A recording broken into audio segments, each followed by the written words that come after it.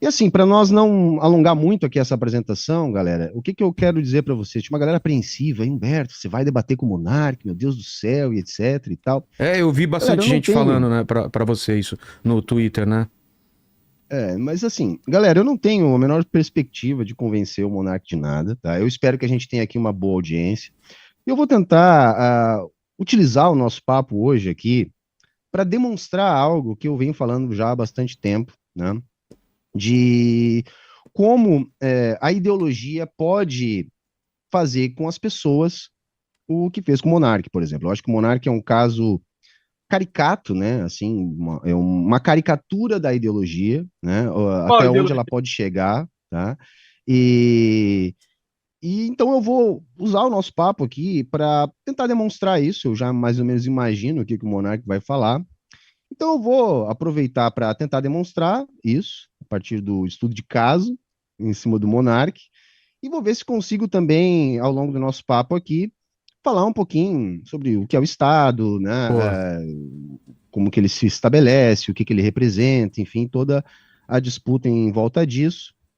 Enfim, espero que seja um bom papo e que as E, pessoas tenham estômago. e também com novidades, né? Tá acontecendo muita coisa no Brasil e também que a gente vai comentar, né? Como as tarifas que o Trump acabou de impor agora. Mas eu quero dar as boas-vindas ao Monark, se apresente para o povo e dizer que é o seguinte: normalmente a gente tem regras aqui de tempo, de réplicas e tréplicas e tal, e os dois concordaram em não ter essas regras, então eu conversei com eles antes aqui, a gente vai tentar mais ou menos cada um falar numa hora, quando o outro quiser interromper, fala, ó, eu tenho uma coisa pra falar isso, mas anota, e vamos ver se dá certo. A gente não fez ainda nesse formato, eu espero que dê certo. Dê as boas-vindas ao povo aí, Monark, agradecer demais a tua presença e agradecer ao Monark que esse podcast só existe por sua causa. Vocês me ajudaram lá no começo emprestando o estúdio e o equipamento.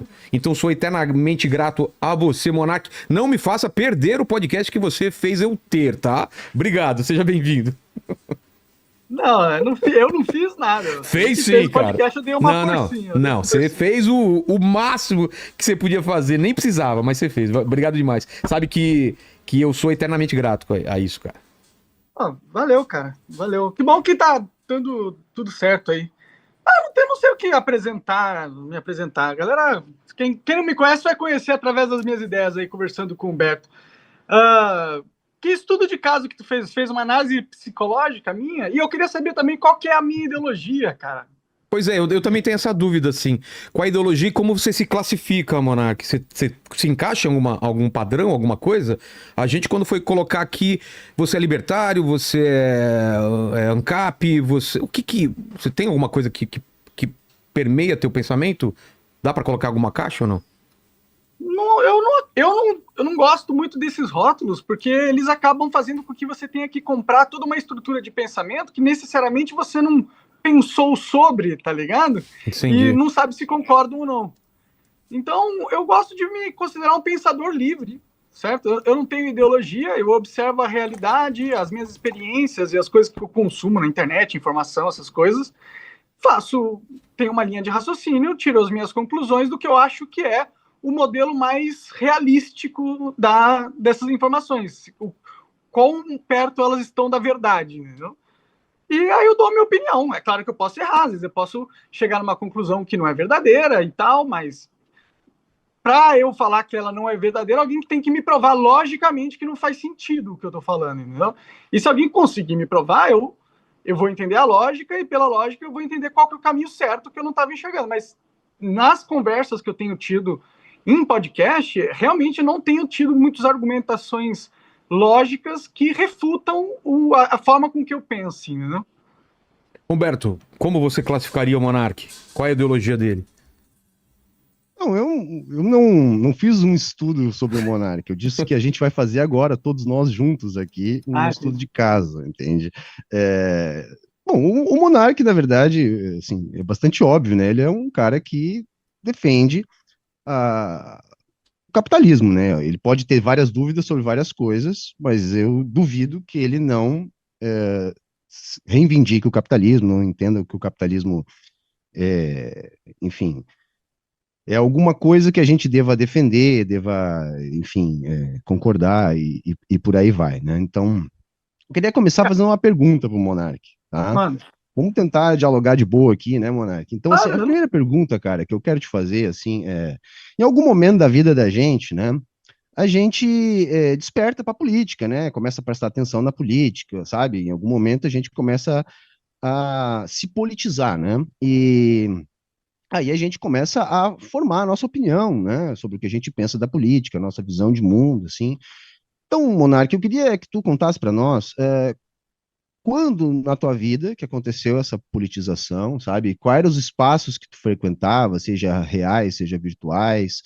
Onde é que tu formou, né, em quais espaços tu formou a tua visão de mundo, as tuas concepções políticas, assim, quando, como e onde que isso aconteceu? Conta para nós aí, Monark. não, cara, eu não consigo, tipo, eu sempre me preocupei com política, assim, desde quando eu era criança, entendeu? Eu já enxergava os problemas do Brasil, tal. Eu tenho uma cena, minha mãe não vai gostar que eu conte isso, né? Mas minha mãe era muito, ela ama muito o Brasil, né? E aí quando eu era criança, eu falei, pô, esse país aqui tá tudo errado, é uma merda, tudo funciona do jeito ruim, né?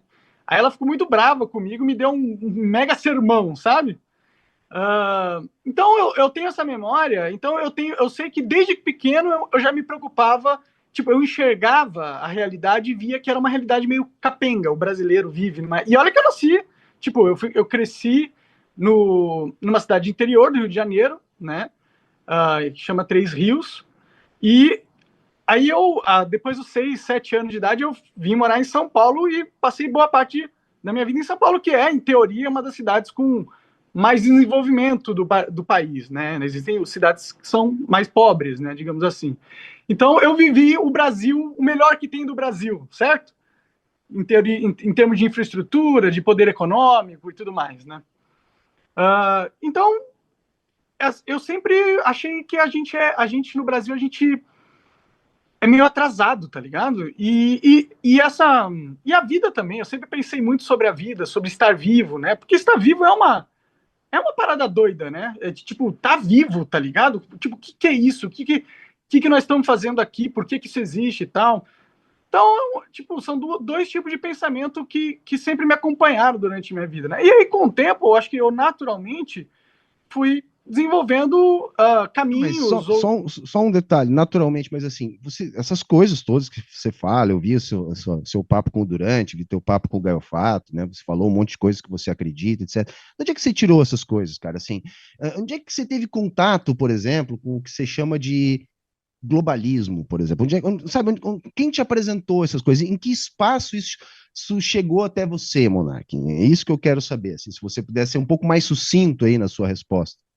Claro, cara. Olha, o globalismo é uma pauta de discussão na internet mundial há muitos anos, né? Tipo, não Em fui que eu que lugar da inventei internet você isso. conheceu o globalismo, No Monark? Google, No no Google? Twitter, No sei Twitter? lá, Hum. páginas normais que todo mundo usa, pô.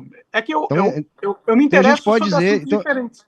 não, bacana. Então a gente pode dizer que tu formatou essa tua ideologia na internet, no Twitter, em outras redes sociais, O meu frequentou já conhecimento sobre globalismo veio fóruns, da essas internet. coisas? Alex É Jones, aí. Alex entrevistas, Jones, que ele mais? sim, tem várias pessoas. O próprio Joe Rogan já falou Joe muito sobre Rogan. isso. É que, tipo, a Mas gente vive num mundo é globalizado, isso que, tá é isso que eu ligado? ia Essa é a falar. realidade, né? É isso que eu ia falar, Monark. Então dá uma moldada no que seria o globalismo para você e depois saber a opinião do Humberto também. Bom, após a Segunda Guerra Mundial, houve um vitorioso, certo? Os aliados Certo. ganharam a Segunda Guerra Mundial.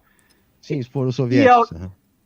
e ok, mas uma guerra mundial é mundial. E quem ganha a guerra mundial ganha o controle do mundo. Então, depois da Segunda Guerra Mundial, formou-se uma ordem internacional, certo? Essa ordem internacional controla esse mundo desde o fim da Primeira Guerra Mundial, da Segunda Guerra Mundial, né? E essa ordem formou laços e estrutura entre os países que a gente chama de globalismo, né? Porque todos os países meio que estão conectados, as inteligências, as agências de inteligência de todos os países, elas conversam entre si,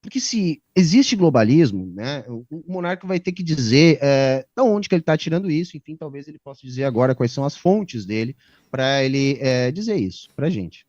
Vamos lá, Monark. Quais são os sinais de globalismo que você vê Só o fato da Apple produzir os iPhones na China, com os materiais da Índia, você tá entendendo? A gente tem toda uma estrutura de mercado que só seria possível se houvesse uma coordenação super avançada entre os países. Como que você vai produzir um produto que você precisa de que o navio chegue na hora certa, do lugar certo, com a quantidade certa de material, e tudo entre, tudo funcione, e você faça isso da forma mais barata. A única forma de você fazer isso é ter uma integração dos sistemas econômicos, que é o nome do globalismo, entendeu? Tipo, se você falar que é uma teoria da conspiração, porque tem um livro, blá, blá, blá, blá, blá, blá, isso aí é lero-lero, cara, no final das contas, porque a gente vive no mundo, o mundo real, e o mundo real tem um mercado globalizado, você não pode negar isso é fato, né? É fato, pô, você não tem como negar. E aí, esse mundo globalizado só é possível porque tem uma estrutura política que também é globalizada, certo? Então, essa estrutura política é o que a gente chama de globalismo. Agora, tem judeus nessa estrutura política? Tem, mas tem chineses, entendeu? Tem brasileiro, tem italiano, tem francês, entendeu? E tem judeu também, entendeu? Porque judeu tem dinheiro pra caralho, normalmente, né? Eles gostam de se gabar, inclusive, disso. Então, porra, e não tem problema nenhum de ter judeu rico, tá ligado? O mundo, é isso que eu tô falando. A questão não é qual etnia tem poder aonde, né? A questão é que existe um sistema político centralizado de controle, uma governança mundial, entendeu? E todos os países cooperam com essa governança mundial. Um fato que a gente pode mostrar é o acordo da Antártica, cara, que todos os países respeitam, entendeu? Se há uma regra, se há coisas que todos os países têm que respeitar, então há uma certa união política, entendeu? Então não é teoria da conspiração, cara. É só o mundo real.